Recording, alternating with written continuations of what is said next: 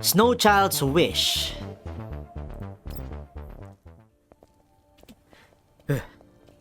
Fending off annoying security programs and climbing abandoned buildings at this advanced age of mine. My goodness. Didn't you say it was good to get limber once in a while? Yeah, an appropriate amount, but not to this extent. Yoohee, are you sure Lumi is here? Yeah, its last appearance was entering this place. With no records of it leaving, I think the chances that it's still here are good. The building's construction seems to have been cut off right after its roof was erected.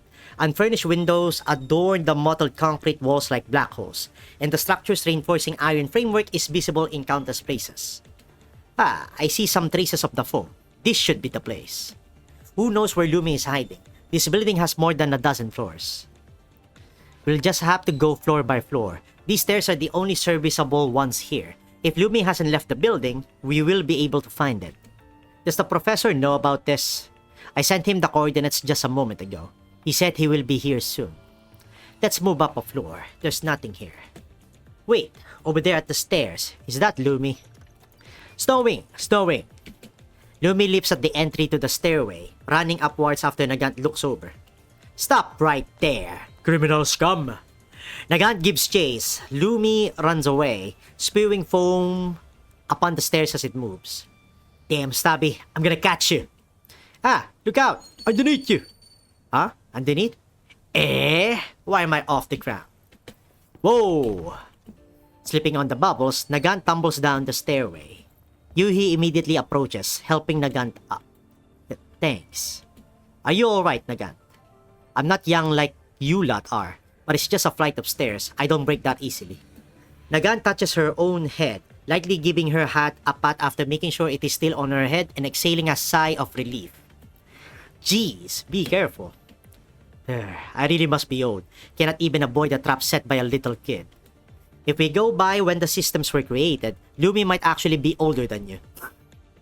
I mean mental age. Mental age! I cannot help but worry a little. Nagant, are you really okay? My frame's fine. Look, all of my limbs are perfectly good. Nagant stands up, flexing her body and hopping on the spot. So long as she still has her hat, she will be alright. Come on, let's go catch that nasty little kid that doesn't respect their elders. The trio carefully move upstairs, following Lumi to the abandoned building's roof. Snowing! Lumi walks in circles across the empty space, quickly running toward the edge at the sight of Yoohee. Lumi, no more of this nonsense. The professor's been worried, looking for you all over. Come back home with us. Snowing! Lumi ignores Yoohee, edging ever closer to the edge as it spins. Without any safety railings in place at the top level of this abandoned building, Lumi is only a few steps away from falling off the edge. Come back! It's dangerous! We're on the 12th floor. What to do? Okay, we need to draft up a rescue plan and ensure Lumi's safety. A rescue plan? I don't think we need to railroad ourselves like that. It's easy enough to get it to come over here. What's that head of yours come up with? Well, Lumi's a little kid at the end of the day. All we need is something it's interested in to lure it over. Ah, then what is Lumi interested in? Candy? Toys? I think that's about it for what kids are attracted by. Those things are a bit too mundane, aren't they? Lumi isn't a real little kid after all. For robots, new batteries, machine maintenance memberships? Those are just your favorites. What do you think Lumi likes then? Nagant thinks for a moment, seemingly coming to a conclusion. She confidently takes the frontmost position, putting her hands on her hips. Come back, Lumi. If you listen like a good kid, I'll go buy a nice house for you. Lumi cares not for Nagant's pleas. The air almost freezes solid, and the silence dominates for a moment. Lumi's not you. Why would it be interested in hats? Then I'll go with this. Nagant makes a weird face at Lumi. I guess she's whining. Nagant only manages to scare Lumi, who moves yet closer to the edge. That's no good. Let me handle this. Ksenia rummages through her pocket, pulling out a piece of candy in the shape of a diamond on a ring. She waves it around in front of Lumi. Shiny! Lumi takes a few steps away from the edge, interested. There we go.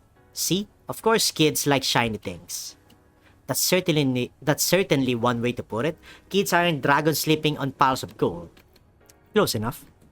Ah, no, it's stopped again. Ksenia shakes the ring again, but Lumi is unswayed, returning to the rope's edge. Huh? It doesn't work anymore.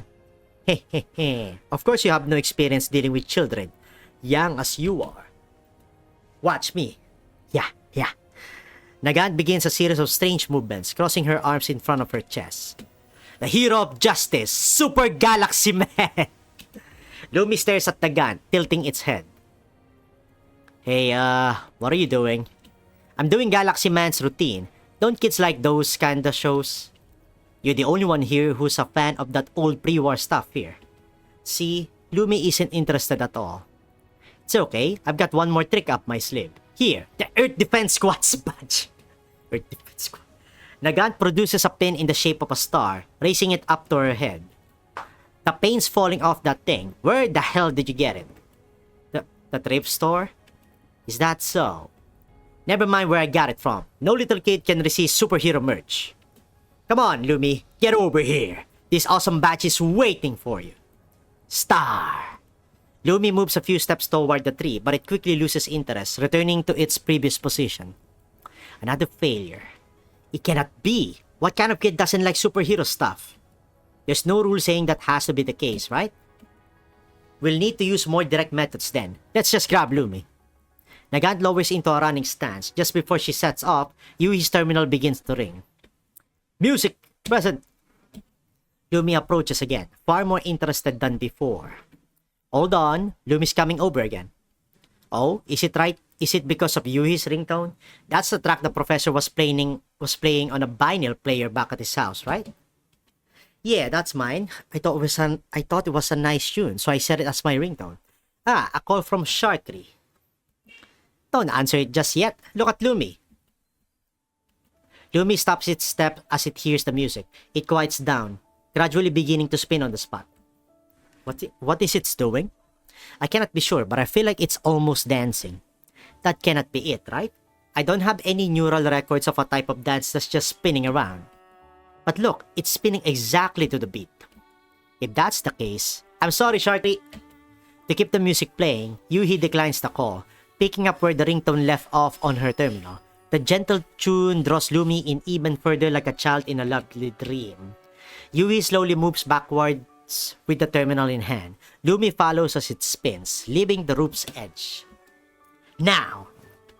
As Lumi is distracted by the music, Nagant and Ksenia flank it on both sides. Producing a rope from her bag, Nagant quickly hog-ties Lumi. Phew, thank goodness I brought the rope just in case.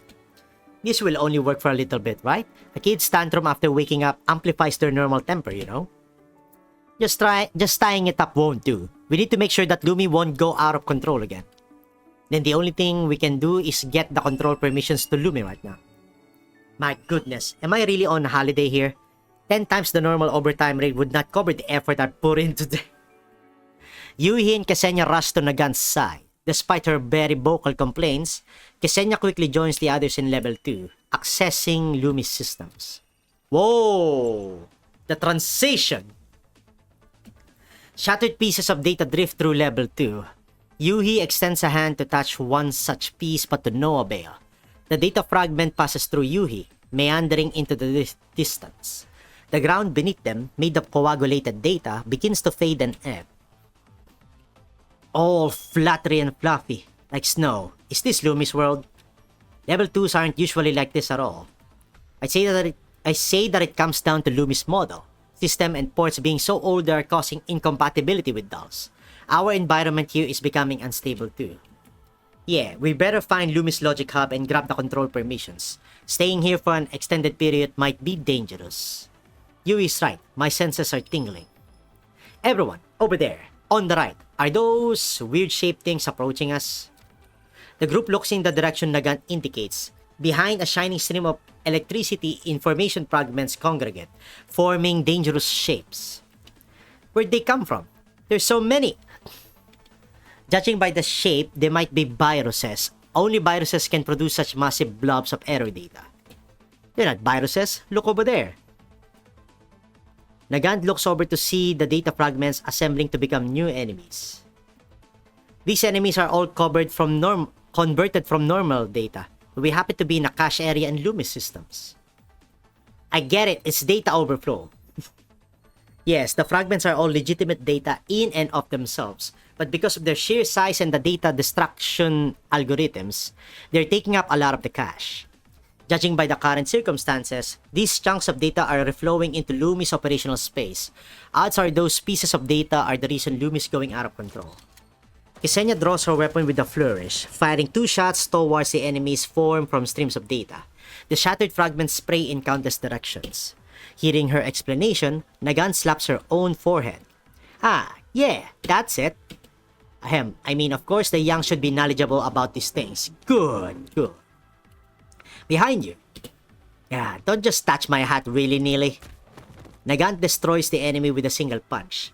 The data fragments fly in all directions, scattered in an instant. Nice swing there. Hehe, I'm not a veteran in name only. Back, Nagant. They're reassembling themselves. What? Nagant takes a brisk few steps backwards. The data fragments reconvene, forming a cube. The two face off for a dozen seconds, but the cube does not express any desire to attack. Is it not an enemy? This cube's kind of familiar. Is it? It's a gift box, right? It's shaped like one. The bow tie on the top is mimicking a packaging ribbon, right? It was attacking us just a second ago. Why is it forming a gift box now? Is Lumi trying to tell us something? Who knows? With so much erroneous data here, it is impossible to predict how Lumi will act. There might be something inside the box. Let me have a look. Wait, Yoohee, don't touch it yet. Yoohee reaches for the box. The moment she makes contact, a gap appears on the top of the box. A holographic projection soon appears.